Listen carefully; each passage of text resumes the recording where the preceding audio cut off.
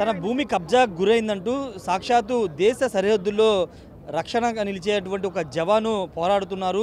3 నెలలుగా తన భూమిని కాపాడుకోవడం, తన భూమి కోసం ఆయన పోరాటం చేస్తున్నారు. ఇప్పటికే ఆయన తన ఒక వీడియోని కూడా విడుదల చేయడం జరిగింది. అయినా న్యాయం జరగనప్పటికీ మహానాడు వచ్చి నారా లోకేష్ని కలిసి తన బాధని, తన సమస్యని చెప్పుకోవడానికి వచ్చారు. ప్రస్తుతం మోహన్ ఉన్నారు, పారామిలిటరీ జవాన్గా పనిచేస్తున్నారు. 3 నెలల ముందు ఒక వీడియో రిలీజ్ చేశారు. ఆ వీడియో కూడా పెద్ద ఎత్తున సోషల్ మీడియాలో వైరల్ అయింది. అసలు ఏం జరిగింది, ఎవరు ఆయన భూమిని కబ్జా చేశారో మాట్లాడదాం.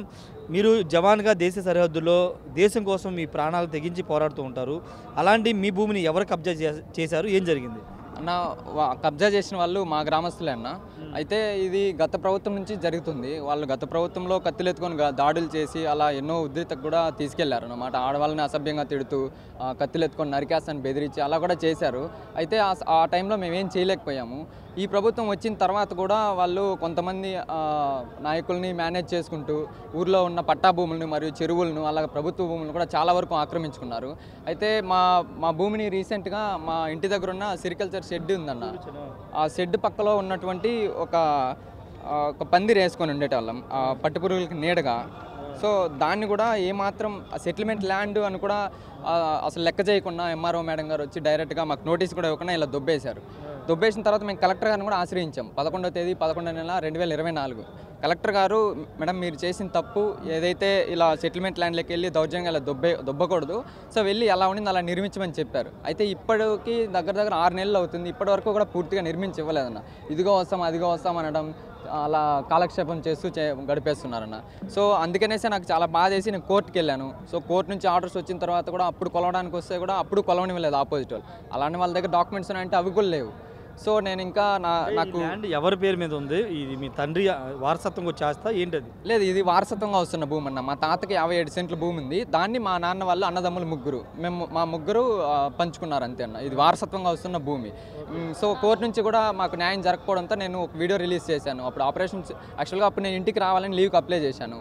ఆపరేషన్ సింధూర్ వల్ల మాకు లీవ్లన్నీ క్యాన్సిల్ చేశారు. స్ట్రిక్ట్ ఆర్డర్స్ వచ్చాయి ఢిల్లీ నుంచి. సో నేను ఇంకేం చేయలేక నాకు చాలా బాధ వేసి నేను ఒక వీడియో రిలీజ్ చేశాను. చంద్రబాబు నాయుడు గారిని మరియు నారా లోకేష్ గారు స్పందిస్తే నాకు న్యాయం చేస్తారనేసి. సో అప్పుడు స్పందించారు, న్యాయం చేస్తానని కూడా భరోసా ఇచ్చారు. చాలా మంది వ్యక్తులు నాకు చాలా సపోర్ట్గా కూడా ఉన్నారు. సో అయితే మా ఎమ్మెల్యే గారు కూడా ఇంటికి వచ్చి 13వ తేదీ చెప్పారన్న. 13వ తేదీ ఈ మంతే నీకు ఖచ్చితంగా 3 డేస్లో సర్వే చేసి నీకు న్యాయం చేస్తానని చెప్పారు. అయితే ఇప్పటికి 15 రోజులు అవుతుంది, ఇంకా స్పందించకపోవడంతో నాకు అనిపిస్తుంది దీని వెనకాల ఇంకా ఎంతెంత రాజకీయం జరుగుతుందో అది అర్థం అవ్వట్లేదు. సో మేము అంతా బయట ఉంటాము, అమ్మ నాన్న మాత్రమే ఇద్దరు ఇంటి దగ్గర ఉంటారు. వాళ్ళని ఇబ్బందులు పెడుతూ వాళ్ళని చాలా మనస్తాపానికి గురి చేస్తూ నేను సరిగ్గా అక్కడ డ్యూటీలు చేసుకోలేక చాలా బాధపడుతున్నామన్న. సో అందుకని ఈ ఆపరేషన్ సింధూర్ కొద్దిగా కుదుటపడడంతో నేను వెంటనే మా సార్ని రిక్వెస్ట్ చేసి నేను లీవ్ తీసుకొని వచ్చానన్న. ఎలాగైనా సరే లోకేష్ గారిని కలిసి నా బాధను పూర్తిగా తెలియజేసి ఆయన ఖచ్చితంగా రెస్పాండ్ అవుతారని, ఆయన నాకు న్యాయం చేస్తారనే ఉద్దేశంతో మహానాడు వరకు రావాల్సి వచ్చిందన్న. అంటే అక్కడ స్థానిక ఎమ్మెల్యే, టీడీపీ ఎమ్మెల్యేనా ఆయన ఏం చెప్తున్నారంటే 15 రోజుల్లో మీ ఇంటికి వచ్చారని చెప్తున్నారు, ఇప్పుడు మళ్ళీ మాట్లాడడం జరిగిందా, ఆయన ఏం సమాధానం చెప్తున్నారు? అన్న ఎమ్మెల్యే గారేమో అప్పుడు వెంటనే మంచిగానే రెస్పాండ్ అయ్యి నీకు 3 డేస్లో నీ ల్యాండ్ నీకు సర్వే చేయిస్తామని చెప్పారు. అయితే ఇప్పటికి 15 రోజులు అవుతుంది, అక్కడ వర్క్ అయితే ఏం చేయట్లేదు. సార్ని కూడా నేను మళ్ళీ కన్సల్ట్ అయ్యాను, చేస్తాను అంటున్నారు. కాకపోతే ఎమ్మెల్యే గారి పేరు చెప్పుకునే కొంతమంది వ్యక్తులు అక్కడ బెదిరించడాలు ప్లస్ మాకు అక్కడ ఇబ్బందులు పెట్టడాలు అనేవి చేస్తున్నారు. సో నాకు ఇంకా అక్కడ న్యాయం జరగదనే ఉద్దేశంతో నేను డైరెక్ట్గా లోకేష్ గారిని కలవాలని చెప్పి ఇక్కడ దాకా రావడం జరిగిందన్న.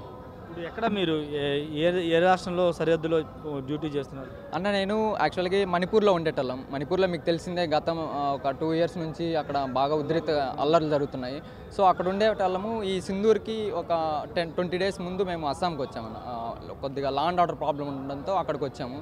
సో ఆ టైంలో ఆపరేషన్ సింధూర్ అవ్వడం, ఇలా సడన్గా లీవ్లు ఆపేయడం ఇలాంటివన్నీ జరగడంతో గత ప్రభుత్వ హయాంలో ఎవరు అంటే స్థానిక ఎమ్మెల్యేనా, లోకల్ లీడర్లా మీ భూమిని కబ్జా చేసి? అన్న ఇక్కడ ప్రభుత్వాలు మారుతున్నాయి అంతే కానీ కబ్జా చేసే వాళ్ళు మారట్లేదన్న. అంటే ఏంటంటే వాళ్ళు వైసీపీ వాళ్ళంటే వీళ్ళు ఏ పార్టీ అయితే గెలిస్తే ఆ పార్టీ కార్యకర్తలను కొంతమందిని పట్టుకొని వాళ్ళ ద్వారా మేనేజ్ చేసుకుంటూ ఇలా బ్రతికేస్తూ కబ్జాలు చేసుకుంటూ ఉన్నారన్న.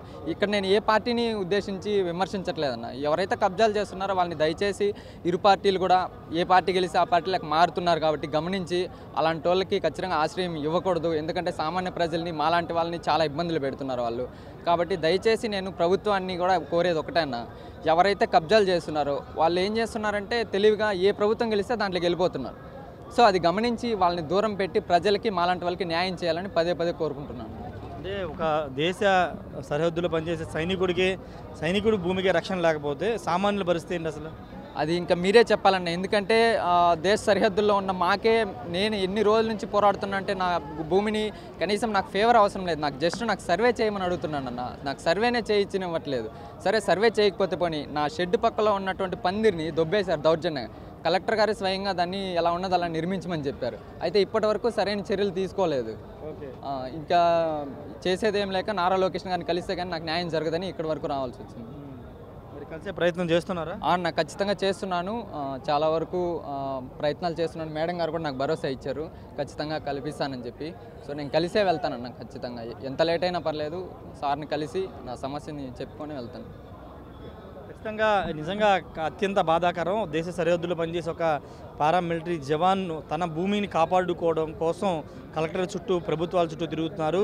మంత్రి నారా లోకేష్ కలిస్తే తన సమస్య పరిష్కారం అవుతుందని ఒక భరోసాతో ఇక్కడికి వచ్చాయని చెప్పారు. ఖచ్చితంగా మంత్రి నారా లోకేష్ని కలిసే అవకాశం కల్పించమని ఇక్కడ స్థానిక నేతలను కూడా అడుగుతున్నారు. ఖచ్చితంగా నారా లోకేష్ గారి మీద నమ్మకం ఉంది. ఆయన కలిస్తే తన సమస్య పరిష్కారం అవుతుంది, ఒక భరోసా తనకు ఉందని చెప్తున్నారు. ఏదేమైనప్పటికీ ఖచ్చితంగా అంత న్యాయం జరగాల్సి ఉందనేది మనం ఖచ్చితంగా చెప్పుకోవాలి. Camera person శ్రీనివాస్తో Rayesh RTV Mahanadu నుండి. ఇండియా పాకిస్తాన్ ఉద్రిక్తతలపై లేటెస్ట్ అప్డేట్స్ కోసం డౌన్లోడ్ చేసుకోండి RTV లైవ్ యాప్.